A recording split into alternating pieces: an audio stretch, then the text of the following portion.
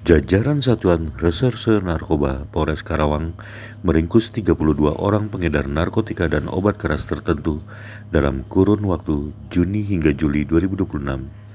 Sebanyak 32 tersangka pengedar itu diringkus dari hasil pengungkapan 26 kasus.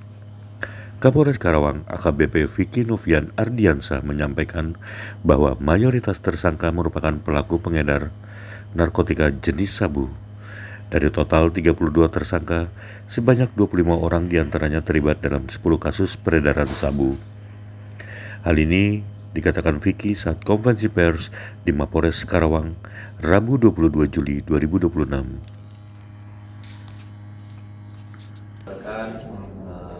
Media dari berbagai platform.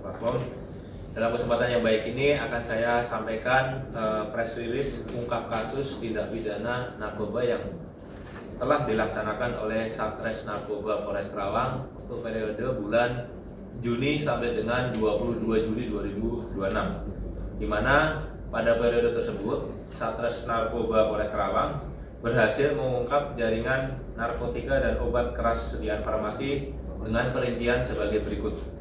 Yang pertama, untuk kasus narkotika ada dua jenis, yaitu sabu dan tembakau sintesis. Ada 20 kasus dengan 25 tersangka dengan barang bukti total yaitu sabu sebesar 516,66 gram, sementara tembakau sintetis sebesar 127,71 gram. Kemudian jenis kasus yang kedua adalah obat keras tertentu, di mana dalam periode tersebut Satres Narkoba berhasil mengungkap 6 kasus dengan 7 tersangka dengan barang bukti totalnya adalah 80.993 butir obat keras tertentu. Dari kasus yang kami sampaikan tadi, totalnya adalah narkotika dan obat tertentu tadi jumlahnya total ada 26 kasus dengan 32 tersangka. Adapun yang perlu kami highlight, kami garis bawahi dari kasus tersebut, yang pertama adalah kasus sabu-sabu dengan dalam satu kasus kita berhasil mengamankan 101,33 gram atau yang terbesar untuk periode bulan Juni sampai 22 Juli, di mana ini kita lakukan penangkapan pada hari Selasa tanggal 14 Juli 2026 di Kampung Pasir Panggang, Desa Sukamakmur, Kecamatan Teluk Jambe Timur dengan 2 pelaku, yaitu yang pertama inisialnya TPR dan kedua inisialnya AGS. Selanjutnya yang perlu saya highlight adalah kasus tembakau sintesis, di mana ada 2 kasus kami sebutkan, ada 2 tersangka. Yang pertama adalah kasus untuk barang bukti sebanyak 62,89 gram. Ini pelakunya adalah inisial HRS. Dia statusnya sebagai pengedar. Ini kita amankan sekitar awal bulan Juni 2026 di Kampung Barekbek, Desa Wanasari, Teluk Jambe Barat. Kemudian kasus yang kedua untuk tembakau sintesis, yaitu dengan barang bukti 64,82 gram. Pelakunya adalah inisial PRA alias Cek sebagai pengedar. Ini kita amankan pada hari Selasa 14 Juli 2026 di Jalan Subang, Kelurahan Karangpawitan, Kecamatan Karawang Barat. Selanjutnya, untuk kasus obat keras tertentu yang kita garis bawahi adalah kasus yang berhasil kita amankan pada awal bulan Juni 2026 di Desa Jomin Barat, Kecamatan Kota Baru, Kabupaten Karawang, di mana pelakunya 1 orang atas nama inisial yaitu CCM dengan barang bukti sebanyak 36.500 butir. CCM ini statusnya adalah sebagai pengedar.